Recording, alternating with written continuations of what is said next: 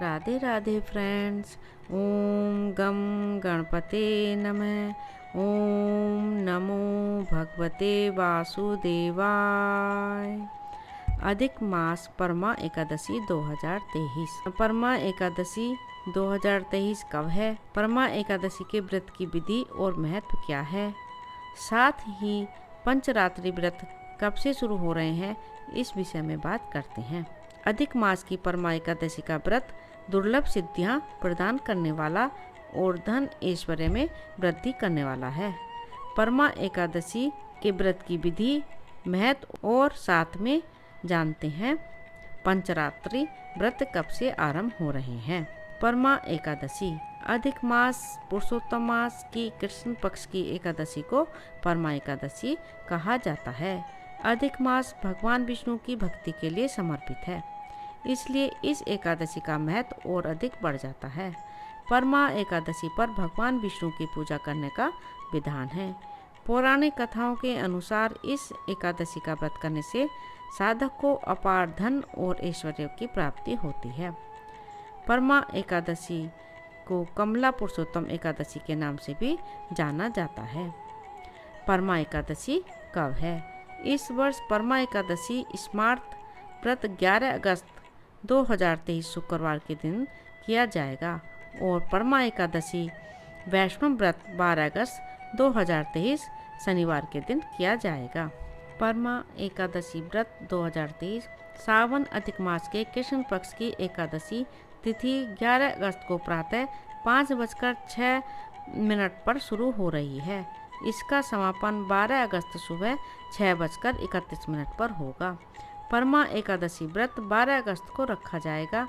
इस दिन पूजा का समय सुबह 7:28 से सुबह 9:07 तक है। परमा एकादशी के व्रत का पारण का समय। परमा एकादशी व्रत के पारण का समय 13 अगस्त 2023 दिन रविवार को सुबह 5:49 से सुबह 8:19 तक है। परमा एकादशी का महत्व। पुरुषोत्तम माह की कृष्ण पक्ष की एकादशी के व्रत को बहुत ही दुर्लभ और श्रेष्ठ व्रतों में से एक माना जाता है।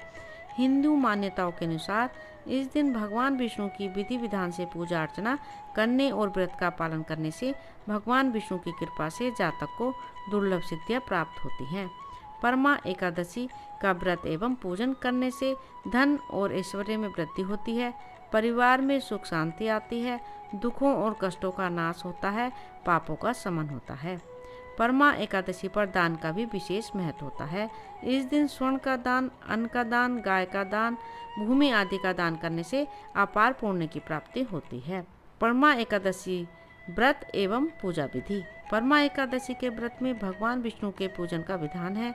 इस उत्तम व्रत की विधि इस प्रकार है। अन्य एकादशियों के व्रत के समान ही परमा एकादशी का व्रत भी एक दिन पूर्व यानी 10वीं तिथि की रात्रि से ही प्रारंभ हो जाता है। 10वीं की रात से ही मनुष्य को ब्रह्मचर्य का पालन करना चाहिए।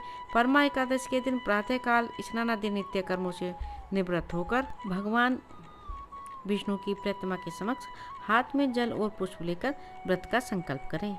संकल्प लेने के बाद पूजा स्थान पर एक चौकी पर कलश की स्थापना करके उस पर भगवान विष्णु की प्रतिमा रखें, फिर उसकी पूजा करें। भगवान विष्णु की प्रतिमा को पंचामृत से स्नान करवाकर नैवेद्य अर्पित करें, फूल अर्पित करें और धूप दीप से आरती करें। यदि आप स्वयं से पूजा नहीं कर सकते तो किसी योग्य विद्वान ब्राह्मण से भी पूजन करवा सकते हैं। इसके बाद परमा एकादशी व्रत का महात्म्य और कथा पढ़ें या श्रवण करें। विष्णु सहस्रनाम और विष्णु पुराण का पाठ करें। दिन भर निर्जल एवं निराहार रहकर व्रत करें। व्रत की रात को जागरण करें। अगले दिन द्वादशी को ब्राह्मण को भोजन करवाएं और यथाशक्ति दान दक्षिणा देकर संतुष्ट करें। फिर उसके बाद स्वयं भोजन करें। इस व्रत के दौरान दुर्व्यसनों से दूर रहें और सात्विक जीवन जिएं। झूठ न बोलें और परनिंदा से बचें। पंचरात्रि व्रत। परमा एकादशी के दिन से पंचरात्रि व्रत का भी आरंभ होता है। पंचरात्रि व्रत का पालन बहुत कठिन होता है। जो भी जातक पंचरात्रि व्रत का संकल्प लेता है उसे परमा एकादशी से लेकर अमावस्या तक पूरे 5 दिनों के लिए निर्जल व्रत करना होता है। इस व्रत में सिर्फ भगवान का चरणामृत लिया जाता है। पंचरात्रि व्रत का पुण्य अपार है। परमा एकादशी से आरंभ होने वाले पंचरात्रि व्रत की पूजा विधि इस प्रकार है। परमा एकादशी के दिन प्रातःकाल स्नान आदि नित्य क्रिया से निवृत्त होकर भगवान विष्णु की प्रतिमा के सामने बैठकर पूर्व दिशा की ओर मुख करके फूल और जल हाथ में लेकर पंचरात्रि व्रत का संकल्प करें। इसके बाद एकादशी पूजन की उपरोक्त विधि के अनुसार भगवान विष्णु की पूजन करें। पूरे 5 दिनों तक इसी प्रकार भगवान विष्णु की पूजा करें और विष्णु सहस्रनाम का पाठ करें। पंचरात्रि व्रत के 5 दिनों तक सिर्फ भगवान का चरणामृत लेकर ही व्रत करें। यह व्रत निर्जल होता है। व्रत के दिनों में भगवान का स्मरण करते हुए समय व्यतीत करें। अमावस्या के दिन यानी व्रत के 5वें दिन ब्राह्मण को भोजन कराएं, उसे दक्षिणा देकर संतुष्ट करें। ब्राह्मण को विदा करने के पश्चात स्वयं भोजन करें। परमा एकादशी को क्या करें क्या ना करें। परमा एकादशी के व्रत से कंगाल भी धनवान बन जाता है। बस ये गलती नहीं करनी चाहिए। अधिक मास के कृष्ण व्रत की एकादशी व्रत को लेकर कुछ नियम भी बताए गए हैं, जिनका पालन न करने वाले पापी बन जाते हैं। पौराणिक कथा के अनुसार इस व्रत के प्रताप से गरीब ब्राह्मण भी धनवान बन गया था। सनातन परंपरा में एकादशी व्रत को लेकर कुछ नियम भी बताए गए हैं, जिसकी अनदेखी करने पर व्यक्ति को पुण्य की जगह पाप का भागीदार बनना पड़ता है। परमा एकादशी व्रत के दिन न करें ये काम। सुबह न करें ये काम। परमा एकादशी व्रत करने से साल भर के धार्मिक कर्म और दान का पुण्य मिल जाता है, इसलिए इस दिन सुबह देर तक ना सोएं। दोपहर में भी नहीं सोना चाहिए और व्रती रात्रि जागरण कर विष्णु जी के मंत्रों का जाप करना चाहिए। दरवाजे पर आए अतिथि। एकादशी के दिन जो व्यक्ति पशु पक्षी घर आए तो उसे कुछ खिलाए बिना न भेजें। इस दिन पितर किसी भी रूप में आपके द्वार आ सकते हैं।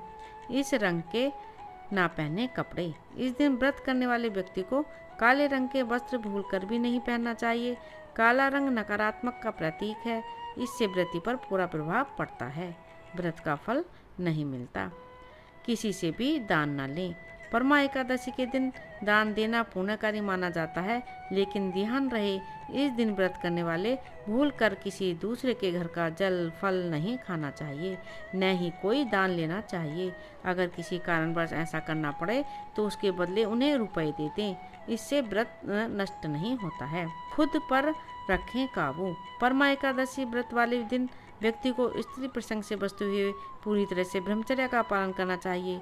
काम क्रोध या ईर्ष्या की भावना का त्याग करें, तभी व्रत का फल मिलेगा। परमा एकादशी के दिन जरूर करें ये 3 काम। परमा एकादशी का व्रत 3 साल में एक बार आता है। ऐसे में इसका पूर्ण लाभ लेना चाहते हैं तो इस दिन विष्णु जी का पंचामृत केसर मिश्रित जल से अभिषेक करें, तुलसी दल चढ़ाएं और कथा का श्रवण करें। परमा एकादशी व्रत के दिन व्रत गीता का पाठ करना सबसे शुभ माना जाता है। मान्यता है कि इससे आर्थिक तंगी दूर होती है, मानसिक तनाव से मुक्ति मिलती है। एकादशी के दिन पीपल की पूजा जरूर करें। इस दिन पीपल में लक्ष्मी नारायण का वास होता है। 7 परिक्रमा करते हुए पीपल में कच्चा सूत लपेटें और परिवार की खुशहाली संतान सुख की कामना करें। ये उपाय बहुत ही लाभदायक हैं। राधे राधे। ओम नमो भगवते वासुदेवाय। मेरे इस चैनल को ज़्यादा से ज़्यादा सब्सक्राइब करें, लाइक करें और शेयर करें।